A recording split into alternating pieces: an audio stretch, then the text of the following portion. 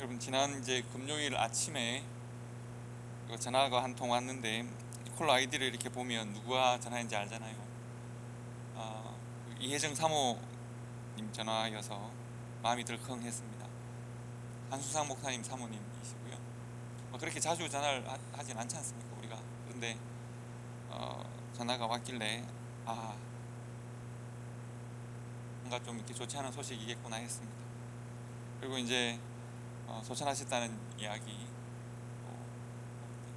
전화하기 한 30분 전에 소천하셨다는 이야기 들었습니다. 예정 사모님은 이제 제 아내와 어릴 적부터 같이 자란 교회 동기이고, 또 제가 전도사를 시작할 때 고등부 학생이고 또 대학부 학생이었고, 또 제 학교 후배 1년 2년 후배되는 목사님과 결혼을 해서 3호로 또 아리조나에 있는 그 아리조나 십자가의 교회 부교육자로 갈 때도 제가 소개를 해서 이렇게 가게 됐고 해서 인연이 많습니다.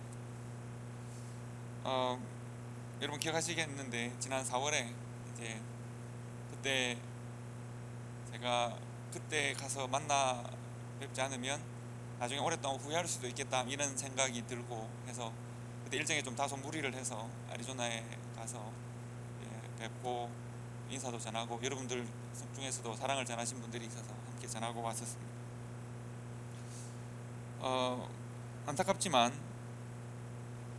또 아쉽지만 사람의 시간이 끝나고 하나님의 시간으로 들어가는 것을 우리가 어떻게 막을 수 없는 일이고 받아줄 수밖에 없는 현실이고 그렇습니다. 다만 가족들 입장에서 생각해보면 아직도 자녀들이 그렇게 성장한 것은 아니고 셋 다 대학을 다니고 있는 상황이라, 한 자녀는 작년에 대학에 들어가고 이래서 좀 아쉽기는 합니다. 때로 우리가 하나님 왜? 라고 하는 이런 기도를 드릴 때가 있습니다. 하나님 꼭 이러셔야 합니까? 라고 하는 원망 섞인 말들을 할 때가 있죠. 가족들은 그럴 수도 있다고 생각합니다. 저도 지난 가을에 병원에서 검사를 마치고 거기에 캔서라는 말을, 앞에 말이 잘 안 보이고 그것만 이렇게 보일 때가 있었습니다. 그리고 제일 먼저 가족들이 생각나고 또 교회가 생각나고 또 한국에 계신 어머니 생각도 나고 그랬던 때가 있습니다. 내가 모르는 뭔가가 내 안에서 내 생명과 반대되는 일들을 하고 있구나 이런 생각을 하고, 제가 폼 잡느라 이렇게 감정을 잘 드러내지 않았지만 그러나 감정을 컨트롤하기 힘들었던 그 짧은 시기가 있습니다. 우리가 일반적으로 많이 듣죠. 우리가 그럴 때 하나님, 내가 이렇게 열심히 살고 이때까지 문제가 별로 없었는데 왜 하나님 이때 이러십니까? 라고 하는 생각이 듭니다. 다른 사람들에게 그런 일이 왔을 때 위로하던 것과는 전혀 다른 방식의 감정이 드는 것을 어떻게 속일 수는 없는 일입니다. 우리가 잘 알지요. 그리고 많이 들었습니다. 사람들이 그런 경험을 할 때 더 절망스러운 상황에, 또 저보다 훨씬 더 절망스러운 상황이 한 목사님의 가정의 상황일 텐데, 그럴 때 우리의 삶의 현실에 대하여 절망하기도 하고 낙심하기도 하고 또 원망도 생깁니다. 우리의 원망은 늘 하나님을 향하게 되어 있습니다. 그리고 분노하기도 하죠. 하나님 왜 하필이면 이때 하필이면 저입니까? 라고 말을 할 수도 있습니다. 그리고 시간을 거치면서 어떻게 보면 타협이기도 하고 또 하나님으로부터 그 마음을 울리는 답을 얻기도 합니다. 제가 전에 박완서 작가 이야기를 한번 여러분들에게 말씀드린 적이 있습니다. 박완서라고 하는 소설가, 유명한 소설가가 있죠. 정말 자랑스러운 아들이 있었는데 뭐든지 다 잘하고 참 칭찬받고 좋은 아들이 있었는데 교통사고로 아들을 잃습니다. 그래서 너무 절망스럽고 분노하는 마음들이 생기고 하나님에게 대적하는 마음이 생겨서 계속 하나님이 왜 우리 아들을, 왜 나를 이렇게 괴롭히십니까? 라고 날마다 원망하고 울고 부르짖었는데 어느 날 갑자기 자신의 마음에 하나님의 음성이 들려왔다는 거죠. 깨달음이 왔다는 거죠. 왜 너는 아니라고 생각하느냐? 왜 너는 안 된다고 생각하느냐? 세상에 불행이 많고 날마다 죽음의 소식들, 질병의 소식들, 사고의 소식들. 지난주에도 우리가 텍사스에서 안타까운 총기 사고 소식을 듣는데 그들이 원했던 것 아니고 예상했던 것 아닌데 그런 절망적인 상황들을 접하는 나 아닌 다른 사람들의 소식들이 있지 않습니까? 그런데 왜 그런 절망이 너에게는 찾아오면 절대 안 된다고 생각했더냐 라고 하는 말을 박완서 작가의 마음에 울리는 소리로 들었다는 거죠. 아, 나도 세상의 일부이고 세상이 누리는 행복과 즐거움을 누릴 수 있고 세상이 만나는 절망과 어려움을 만날 수도 있고 내가 세상의 일부가 만나야 하는 어려움을 만났다고 해서 내가 원망할 수 있는 것이 아니구나라는 것을 깨닫고 비로소 마음의 평안을 찾았다. 박완서 작가가 마음의 평안을 찾았다는 말을 제가 상담할 때도 하고 전에 설교할 때도 여러분들에게 한번 말씀을 전한 적이 있습니다. 그런데 제가 그 이야기를 떠올렸는데 별로 도움이 되지 않았습니다. 다른 사람에게 할 때는 그분이 어떻게 생각했는지 모르겠는데 그 이야기가 정작 그 일을 제가 만나니까 제가 제 답을 찾기 전에 그 이야기가 그렇게 도움이 되지는 않았단 말이죠. 그래서 사실 이번 금요일에 한 목사님 청구화성 예배를 가까운 교회에서 드리게 되는데 아마 종회에서 같이 목사님들이 협력해서 드리게 되는 것 같은데 제가 아마 갈 것 같습니다. 그리고 사실은 특별하게 위로를 드릴 말씀은 없습니다. 가족들, 특히 자녀들에게 원망을 하고 싶거나 혹은 하나님께 하고 싶은 말이 있으면 하는 과정을 거치는 것이 좋겠다고 생각합니다. 그런 과정을 거쳐서 각자가 얻는 답이 있을 겁니다.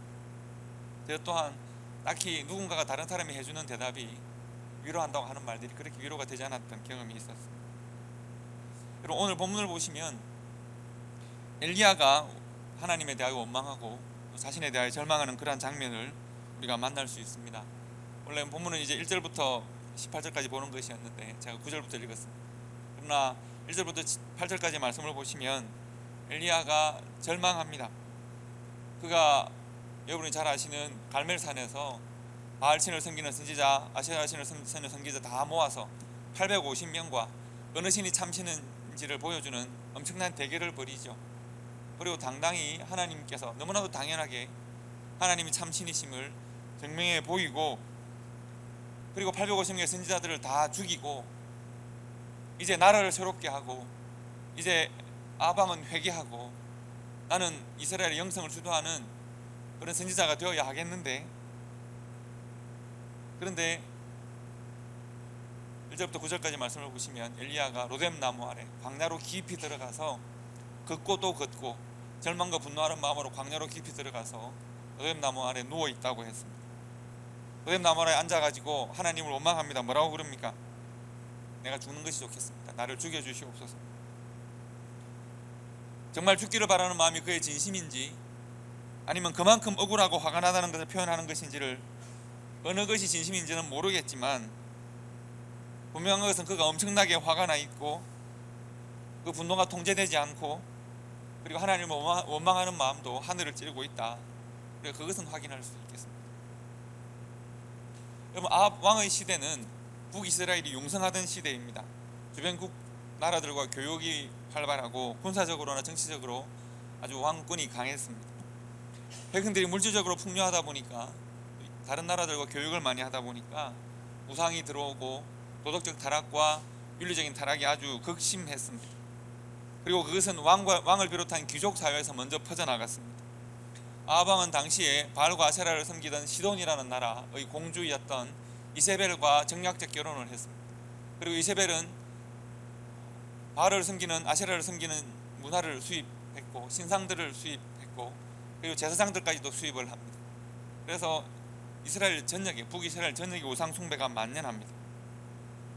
그런 상황 속에서 엘리야가 등장합니다. 엘리야의 등장은 아주 드라마틱합니다. 17장 1절에 보시면 길르앗에 우거하는 자 중에 디셉 사람 엘리야가 있었는데 아합 왕에게 나타납니다. 그래서 거두절미하고 이렇게 말하죠.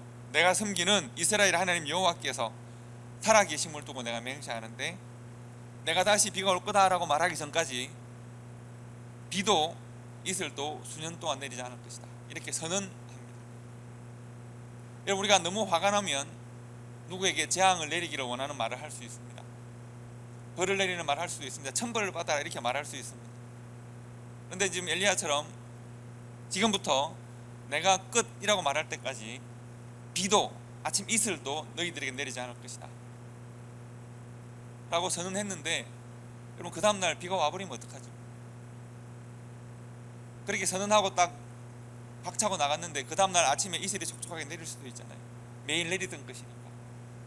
그런데 엘리야는 내가 지금 하나님으로부터 받은 이 말씀을 선언하는데 조금도 주저함이 없습니다.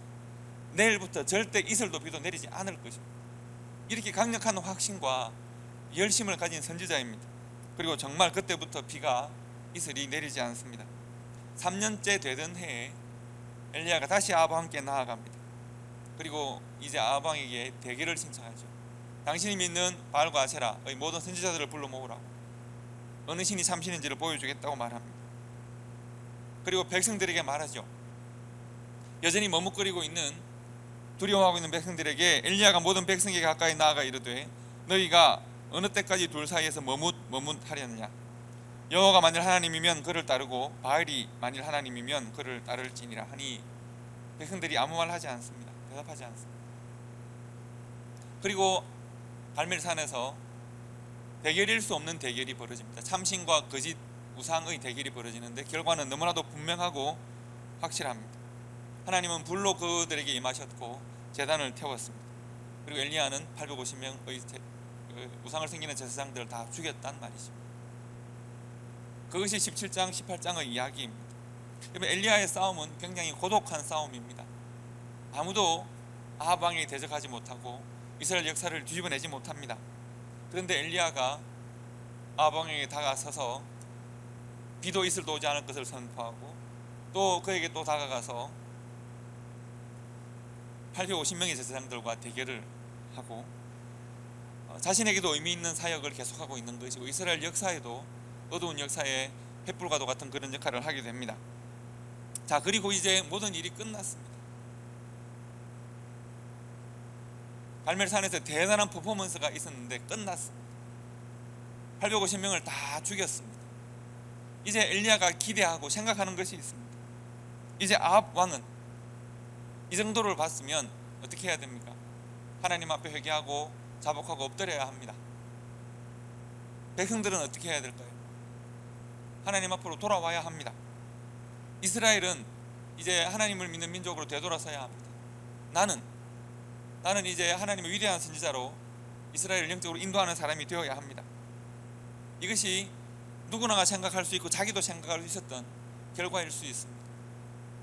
그런데 엘리야가 원하는 결과대로, 예상하는 결과대로 그림이 만들어지지 않습니다. 아합 왕이 이세벨에게 가서 있었던 모든 일을 다 고했다고 했습니다.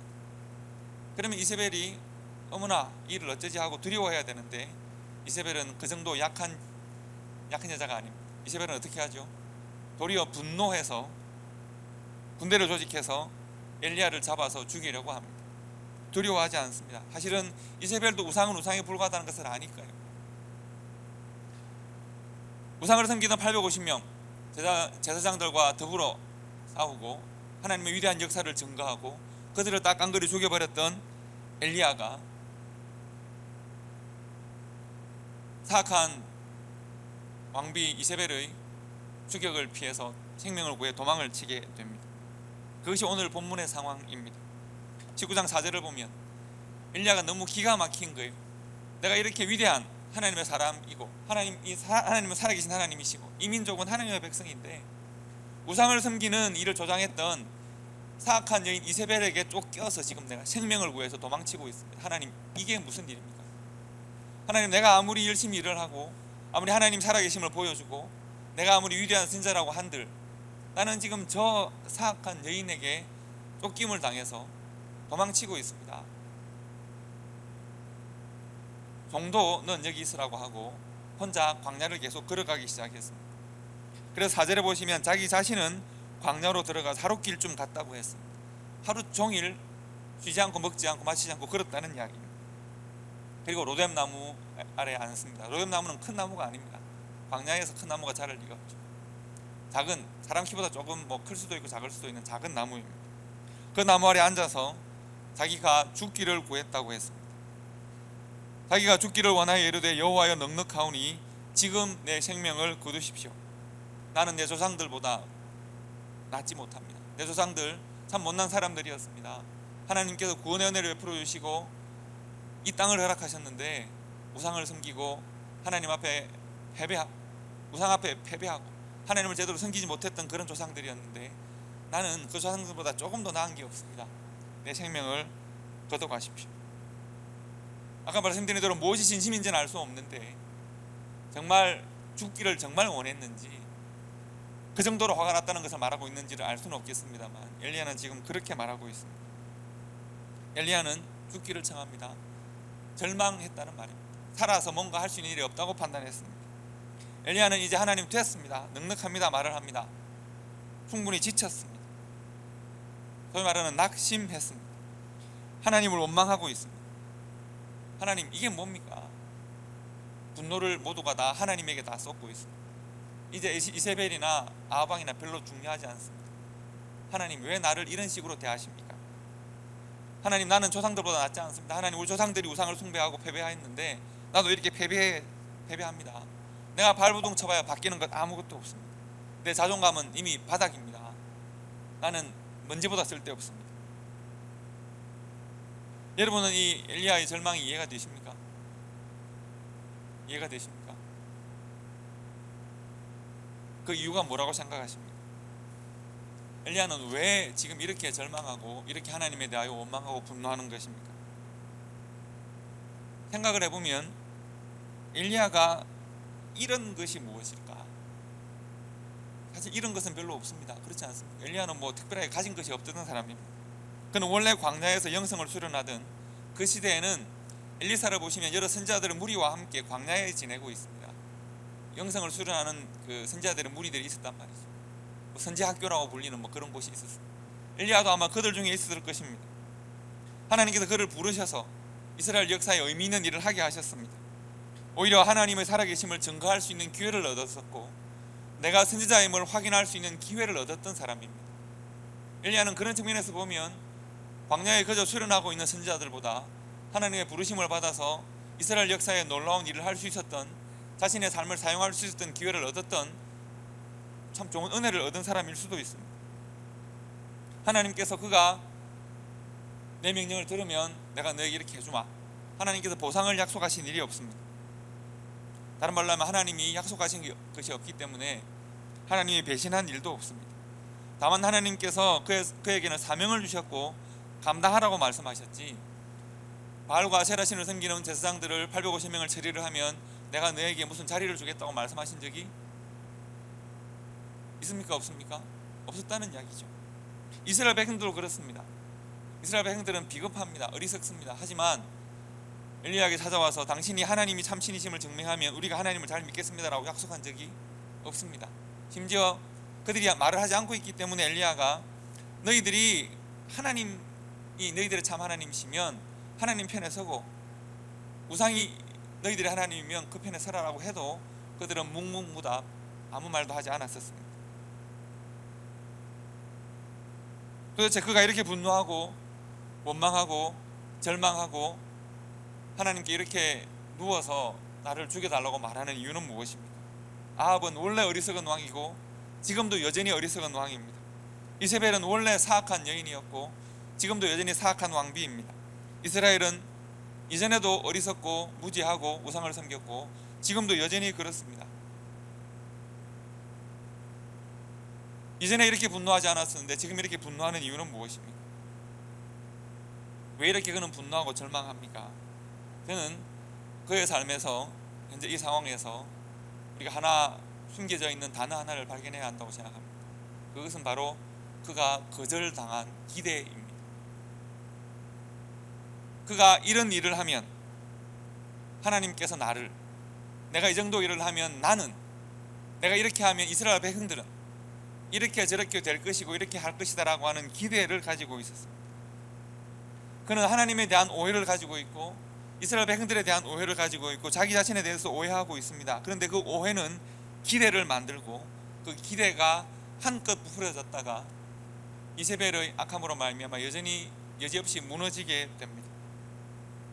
하나님에 대한, 자신에 대한, 백성들에 대한 거절당하고 무너진 기대가 그로 하여금 절망하게 하고 낙심하게 하고 그 절망과 낙심은 하나님을 향한 원망으로 분노로 바뀌고 있는 것입니다. 여러분, 그가 하나님과 자신에 대한 어떤 오해와 기대를 하고 있습니까?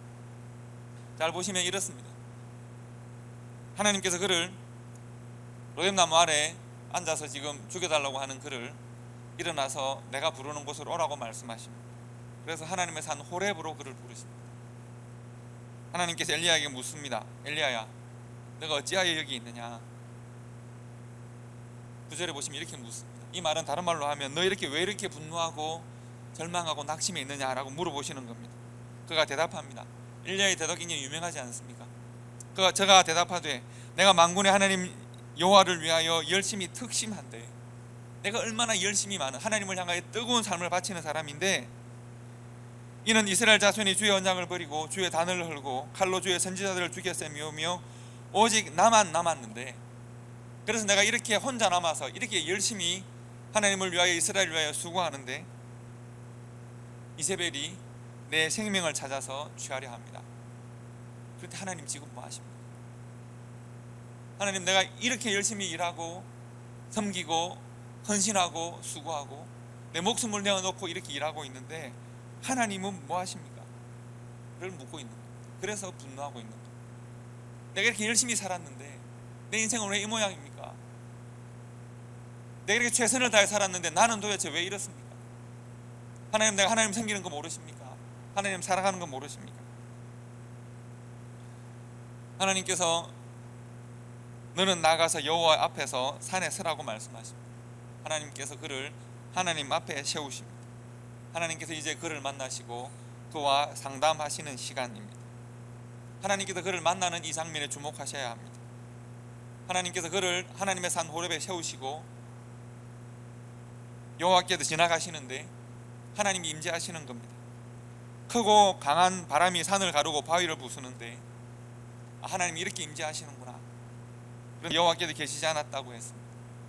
바람 후에 지진이 일어나고 땅이 흔들리는데 그때도 하나님께서 계시지 않습니다. 지진 후에 불꽃이 일어나는데 그때도 하나님이 계시지 않습니다. 그 모든 것들이 다 지나가고 세미한 소리가 들렸습니다. 엘리야가 느낍니다. 세미한 소리 가운데 하나님이 함께 하시는구나. 그가 하나님의 음성을 듣습니다. 하나님께서 다시 엘리야를 부르십니다. 엘리야야, 세미한 음성으로 하나님께서 너가 왜 낙심하고 내가 왜 분노하고 내가 왜 이렇게 하나님께서 주시는 사명의 땅이 아닌 절망의 땅을 딛고 있느냐 물어보십니다. 엘리야가 여전히 마음이 불편합니다. 같은 말로 대답합니다. 엘리야의 말을 요약하면 이렇습니다. 하나님, 나는 하나님을 위하여 최선을 다했습니다. 내 인생을 불태웠습니다. 그런데 하나님은 나에 대하여 그렇지 않은 것 같습니다. 하나님, 내가 이렇게 하나님에 대하여 내 인생을 불태울 때 하나님은 좀 나를 이렇게 하셔야 되는 것 아닙니까? 하나님은 나에 대하여 최선을 다하지 않으십니다. 하나님, 내가 이스라엘 백성들을 위하여 이 정도 일을 했습니다.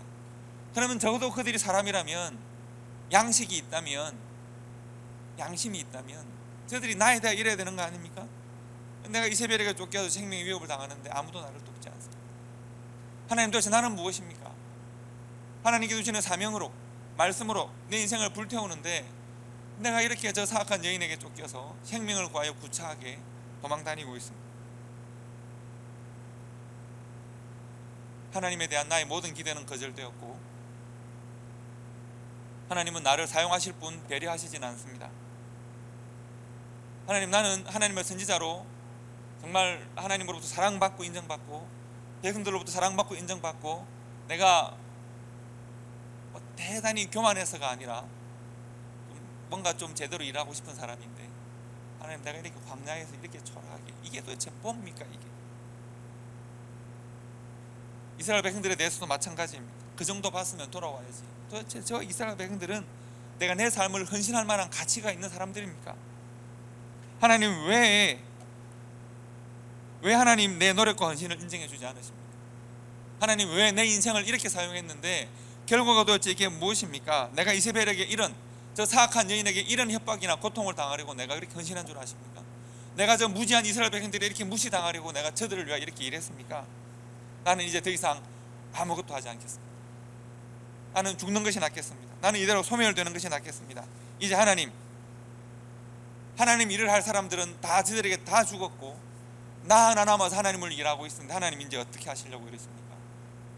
이 이야기를 지금 쏟아내고 있는 것입니다.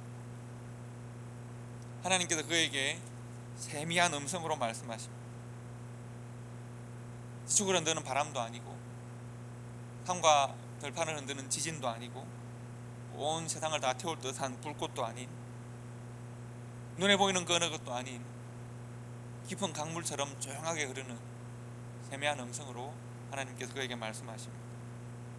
엘리야야, 나는 저렇게 어리석고 우상을 섬기는 이스라엘을 응징하기 위해서, 징계하기 위해서 아람이라는 나라를 준비하고 그들에게 하사엘이라고 하는 왕을 세웠다.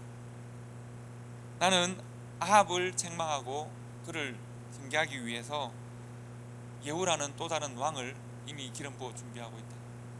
나는 이제 너희 시대가 지나가고 너 다음 시대를 책임질 엘리사라고 하는 선지자를 또 준비하고 있다. 그리고 그것으로 끝난 것이 아니라 너는 너만 남았다고 말했지만 나는 이스라엘 역사 가운데 7,000명의 이스라엘을 위하여 기도하고 헌신할 또 다른 사람들을 준비해서 그 다음 시대를 준비하고 있단다. 너는 이세벨에게 패배했다고 생각할지 모르겠지만 나는 단 한 번도 그들에게 패배한 적이 없단다. 나는 나의 일을 이렇게 준비하고 있단다. 너는 나의 준비 가운데 있단다 말씀해 주십니다. 여러분, 이스라엘 엘리야가 어떤 기대를 가지고 있고 어떤 믿음을 가지고 있건 하나님께서 엘리야의 기대를 만족시켜야 하나님이 하나님 되시는 것 아닙니다. 엘리야가 쓰러져 있고 낙심하고 원망할 때에도 하나님은 계속 하나님의 일을 계속하고 계십니다. 하나님의 역사는 계속되고 있습니다. 우리가 팬데믹을 만나서 때로는 어려움을 당하고 때로는 질병을 만나고 내 삶에 내가 감당할 수 없을 것 같은 무거운 짐을 만날 때에도 하나님은 여전히 우리에 대하여서 이 땅에 대하여서 하나님의 사람들에 대하여서 일을 하고 계십니다. 내가 만족해야 하나님이 살아계신 것이 아니라 하나님이 살아계시고 역사하시기 때문에 내가 하나님의 사람으로 살고 있는 것입니다. 여러분, 내가 병이 없고 내가 성공하고 내가 잘 되는 것을 통해서 하나님 살아계심을 보여주시옵소서. 우리가 이렇게 기도한다면 이 기도는 어쩌면 로뎀나무 그늘 아래 누워서 앉아서 하나님을 향하여 원망을 쏟아내는 엘리야의 절망과도 같은 것입니다. 하나님, 내가 잘 돼야 하나님이 잘 되는 거라고, 하나님 내가 가진 모든 기대가 만족되어야 하나님이 증명되는 것이라고 생각하는 것은 하나님에 대한 오해입니다. 하나님 왜 나에게 질병을 주십니까? 하나님 왜 나에게 고난을 주십니까? 하나님, 내가 하나님을 믿는데 하나님 내 인생은 불행합니다 라고 부르짖어 보신 적이 있으십니까? 여러분, 우리 인생에는 때로 그런 절망의 시기가 있습니다. 그때를 우리가 부정하거나 그렇게 하면 안 된다는 것이 아니라 그때를 중요하게 여기셔야 합니다. 왜냐하면 바로 그때가 하나님을 우리가 대면하여 만날 때이기 때문에 그렇습니다. 바로 그때가 하나님을 만날 때입니다. 그때가 하나님께서 엘리야의 가장 깊은 절망 가운데 그를 불러내셔서 하나님의 산 호렙에 세우시고 그와 만나 주시는 것처럼 바로 우리의 그 절망의 그 시간, 원망의 그 시간, 내가 가장 고독하고 외로운 그 시간에 우리가 하나님을 만나야 합니다. 우리가 하나님 앞에 서야 합니다. 하나님께서 우리에게 주시는 그 음성을 사람의 음성으로 듣는 것이 아니라 하나님의 음성으로 들어야 합니다. 하나님과 우리가 대화를 시작해야 하는 시기가 바로 그때라는 것입니다. 비로소 우리가 하나님이 내게 주시는 그 음성을 듣고 우리의 삶이 회복될 수 있습니다.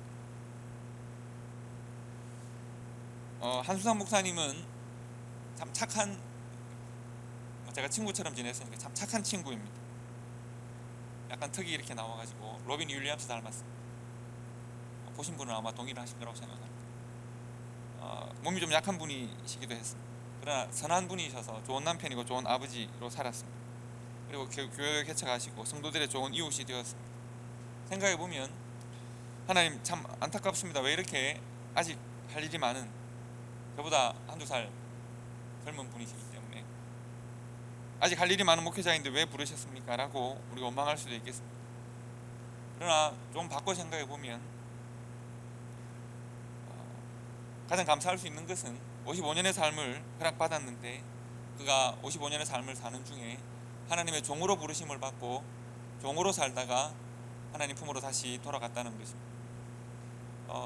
2-3주 전까지 계속 병원에 있으면서 주일이 되면 또 가서 말씀도 전하시고, 또 말씀을 전하기 어려우면 병원에서 줌으로 말씀도 전하기도 하시고, 한 주간 어려운 상황을 경험하기 전까지는 계속 목회자로서 삶을 살기 위한 노력을 계속 하셨습니다. 다른 삶이 아니라 목사로 살면서 하나님의 부르심을 받을 수 있었던 것은 참 감사하고 아름다운 일이라고 생각합니다. 더 오래 살도록 하지 않으셨냐고 가족들이 안타까워할 수 있고, 왜 우리 아빠를 혹은 내 남편을 이라고 하나님을 원망할 수도 있겠습니다. 원망해도 될 것 같습니다. 그러나 바로 그 시간에 하나님을 만나야 합니다. 원망이 원망으로 그치는 것이 아니라 우리가 보지 못하고 우리가 알지 못하는 하나님의 시간과 하나님의 계획과 뜻이 있음을 우리가 알기 때문에 그러한 원망과 아쉬움이 있지만, 그러나 그것을 한 손에 붙들고 우리가 하나님을 만나야 합니다. 하나님의 산 호렙에서 하나님과 대면하여 서야 합니다. 하나님과 대화를 시작해야 합니다. 하나님, 우리 인생을 향한 하나님의 뜻과 하나님의 생각을 우리가 물어야 하고 하나님의 계획을 물어야 합니다. 엘리야는 비로소 하나님이 하시는 일을 들었을 때 겸손하게 엎드려서 다시 광야에서, 호렙산에서 광야에서 벗어나서 하나님이 명령하신 하사엘에게 가서, 엘리야에게 가서, 70명에게로 가서 하나님의 일을 다시 계속할 수 있습니다.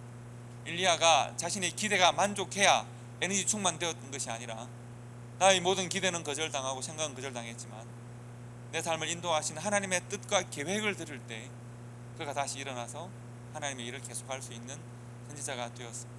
우리가 바로 그때 우리의 절망의 시기, 어려움의 시기에 하나님의 뜻을 만나고 하나님의 계획을 만나고 우리를 향한 하나님의 생각을 만날 때 우리가 다시 하나님의 사람으로 최선을 다해 살아갈 수 있게 되는 것입니다. 제가 질병을 만났습니다. 원망할 수 있습니다. 하지만 생각해 보면 그동안 건강하게 잘 살아왔고, 또 만난 질병도 착하다고 이름 알려진 하나님께서 좀 쉬운 질병을 주셔서 겸손하게 하신다고 생각합니다. 왜 나에게 고통을, 왜 다른 사람에게 없는 시련을 이라고 생각할 것이 아니라 어떻게 이런 나를 사랑하시고 그럼에도 불구하고 계속 사명을 주시는지를 우리가 생각하면서 우리가 이 상황 가운데서, 고난 가운데서 하나님의 뜻을 고백하고 만나고 또 만나기 위하여 노력하는 그런 시간들을 가지면 그것이 우리가 하나님께 은혜 받은 증거라고 말할 수 있겠습니다. 성도 여러분, 엘리야의 시대에 엘리야를 사랑하시고 그의 인생을 하나님의 뜻 가운데 사용하셨던 그 하나님은 오늘 우리의 시대에 여러분과 저를 사랑하시고, 우리의 시대가 때로는 고난을 주고 때로는 시련을 주고 때로는 시험을 주지만 그 가운데 우리가 흔들리고 살아가는 것 같지만, 그러나 하나님은 여전히 여러분과 저를 위하여, 가정과 교회를 위하여 일하고 계시고 우리들을 향한 여러 계획들을 계속 이루어 나가고 계신 분이십니다. 우리가 어려움을 만날 때마다, 힘든 일을 만날 때마다, 내 마음의 절망과 한숨과 원망을 만날 때마다 하나님 앞에 설 수 있기를 바랍니다. 하나님께서 여러분 각자에게 주시는 하나님의 말씀을 들을 수 있기를 바랍니다. 누군가가 자기의 대답을 여러분들에게 들려줄 때 그것은 여러분의 대답이 아닐 것입니다.